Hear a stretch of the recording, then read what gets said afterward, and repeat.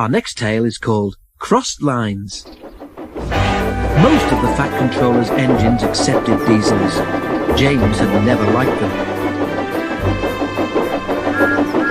"They're all right," said Henry, "just mixed traffic engines like you and me." "Mixed up engines, you mean?" James grunted. "With windows at each end, how can they know if they're coming or going?" "Toby has 2 cabs," remarked Duck, "and he gets on all right." "Toby's just a little engine," scoffed James. "If an important engine like me didn't know which way to turn, what would the railway come to?"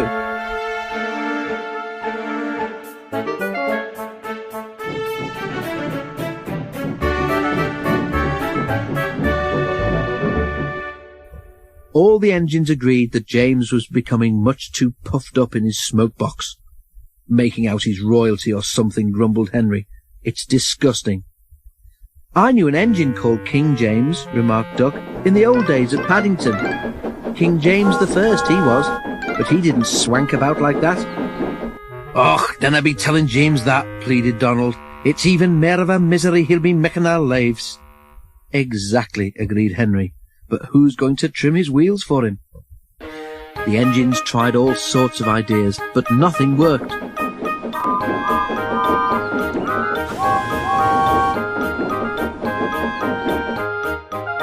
James grew so conceited that the others were glad when he was away.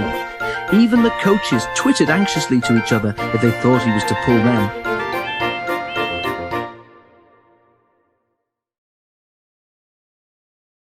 One day James came to the shed, fuming with rage.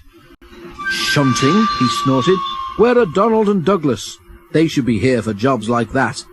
But the twins were helping on Edward's branch line, so James had to do the work himself. James's train had long trucks called well wagons. These have bogie wheels at each end, with a low section between them. They're used to carry cars, tractors, and other heavy machinery. The shunting should have been easy, but James was cross and bumped the trucks. "Oh, oh, oh, oh, oh!" they cried. Some of them slipped their brakes on to spite James. The weather was damp and misty too, so the shunting took a long time.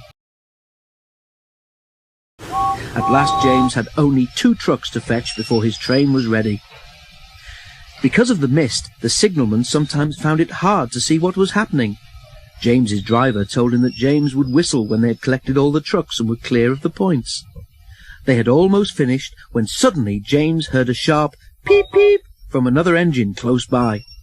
The signalman heard it too and thought it was James saying he was ready.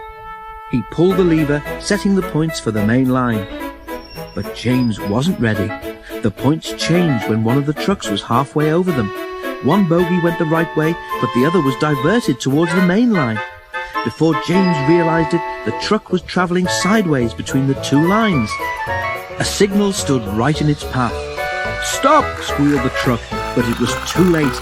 The signal toppled to the ground with a crash, just missing James.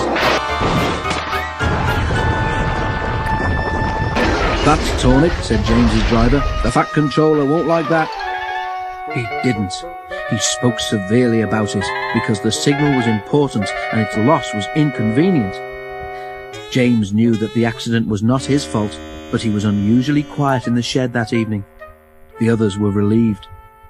"I suppose it must be difficult to know which way to go when you've got 2 cabs," whispered a voice.